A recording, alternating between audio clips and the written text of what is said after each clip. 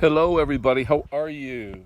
I have a question for you, especially some of my family members who think believing the Bible's a little weird, a little crazy, a little out there. And some of the atheists out there, some of the people who are kind of Christian but not really, they're cafeteria Christians. They'd rather pick and choose what they believe instead of really truly believing the Christian biblical doctrine. Here's my question. What if the Bible is true? What are you going to do? I know you think we're a little crazy and a little nuts. You think we're pro-life, conservative Republicans. But wait a minute. Before you think we're pro-life, conservative Republicans, I want you to think again. I want you to think that we're believers in Jesus Christ and we have evidence and proof that the Bible is true. The question I have for you is, what if it's true? What if where you stand is on a fence or not even on the fence? What if you reject the Bible? So here's my question. What's going to happen when you stand before God on Resurrection Day, on Judgment Day, I should say, and he asks you, why should I let you in? And you say, well, I'm a pretty good person. I've done a few bad things, but, overall. Well, do you believe the Bible? What if God says, did you believe in my son? Well, partially. I believed in some of the things he said, but I can't, I don't believe that LGBTQ, and I don't believe that fornication and stealing and robbing and all that stuff's going to send someone to hell. You're a nice God, aren't you? Whoa. How dare you, in your ego and in your pride, how dare you hold on to standards? There's nothing at all holding them up. There's no foundation. You are building your house on the sand.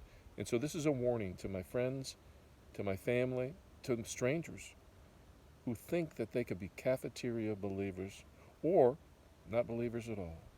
And you think it's okay for anybody to be a transgender, LGBTQ, RST, UV, WXYZ, whatever you say, kill babies up to the 9th month in the womb.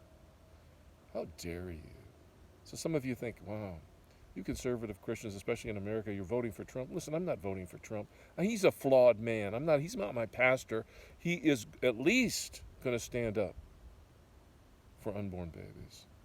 BLMT. Babies' lives matter too. So that's my question to you. I want you to consider this.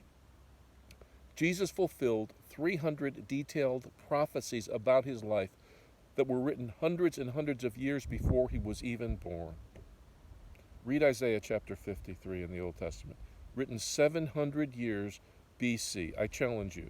You want some evidence? Read Isaiah chapter 53 in the Old Testament. Read Psalm 22, 1,000 years before Christ was born. How do you predict where you're going to be born? It predicted the city he'd be born in Micah chapter 5. It predicted the line of that a woman would have a seed. It wouldn't be a man's seed. It would be a woman's seed, okay, in Genesis. And then it would be of the line of Judah, the line of David, all these amazing, incredible, difficult to plan things, especially in the past. How do you plan on being crucified and having the soldiers gamble for your clothing, which was written 1,000 years before he was born? Those are just a few. There's 300 details. Check them out, because you know what? There's evidence that demands a verdict. And you know what? On that day, you cannot look at me across the way on the day of judgment and say, why didn't you tell me? Because I just told you. Bye-bye.